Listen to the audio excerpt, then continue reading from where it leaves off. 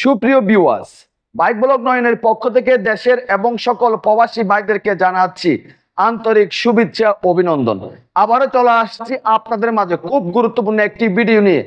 আজকের ভিডিও তো থাকবে ছোট ছোট কিছু ভুল কাজের কারণে বাইক নিয়ে আপনার কষ্ট পেতে হয়। তো চলুন দেখে আসি আজকের ভিডিও। একটি বাইকের খুব গুরুত্বপূর্ণ জিনিস হচ্ছে বাইকের টেফিট। আপনারা দেখতে পাচ্ছেন ইঞ্জিনটা, এখানে দুটি ভাল্ব লাগানো আছে হেডের মধ্যে, একটি হচ্ছে ইনটেক বাল্ব আর একটি হচ্ছে এক্সজস্ট বাল্ব। আপনার বাইকের টেফিট অ্যাডজাস্ট করতে গিয়ে যখন ভুল ভাল অ্যাডজাস্ট করেন তখনই আপনার বাইকের সমস্যার সৃষ্টি হয়। একটি বাইকের টেফিট খুব গুরুত্বপূর্ণ। যখনই আপনার বাইকের টেফিট আপনি হাত দিয়ে অ্যাডজাস্ট করবেন তখন সঠিক মাপটি আসে না। সঠিক মাপটি আসার জন্য অবশ্যই আপনার কি করতে হবে? ফিলার গ্যাস ব্যবহার করতে হবে। ফিলার গ্যাস দিয়ে আপনার বাইকের টেফিট সঠিক নিয়মে অ্যাডজাস্ট করতে হবে। যদি আপনি হাত দিয়ে টেফিট অ্যাডজাস্ট করে নেন সেক্ষেত্রে আপনার বাইকের ইঞ্জিন গরম হয়ে যাবে, আপনার বাইকের মধ্যে নানা রকমের সমস্যা দেখা দিবে, বাইকের মাইলেজ ড্রপ করবে। সেজন্য ফিলার গ্যাস দিয়ে আপনার কি করতে হবে? টেফিট অ্যাডজাস্ট করতে হবে। ইনটেক বাল্বের মাপ রাখতে হবে 0.05 mm আর এক্সজস্ট বাল্বের মাপ রাখতে হবে 0.10 mm। খুব গুরুত্বপূর্ণ একটা জিনিস বাইকের জন্য। এখন আসি বাইকের খুব গুরুত্বপূর্ণ আরেকটা জিনিস হচ্ছে, আপনারা দেখতে পাচ্ছেন আমার হাতে একটি স্পার্ক প্লাগ। আপনার বাইকের স্পার্ক প্লাগ আপনি নতুন লাগিয়েছেন, নতুন লাগানোর সময় আপনার বাইকের স্পার্ক প্লাগের গ্যাপ আপনি চেক করে দেখেন নাই। স্পার্ক প্লাগের গ্যাপ যদি ঠিক না থাকে সেক্ষেত্রে আপনার বাইকের মধ্যে অনেকগুলি সমস্যা সৃষ্টি হবে।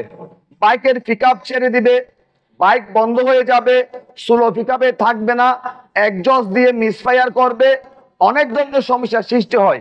সেজন্য অবশ্যই আপনার বাইকের স্পার্ক প্লাগ পরিবর্তন করার সময় স্পার্ক প্লাগের গ্যাপ ঠিক করে নেবেন। স্পার্ক প্লাগের গ্যাপ থাকবে 0.7 থেকে 0.8 mm এর ভিতর।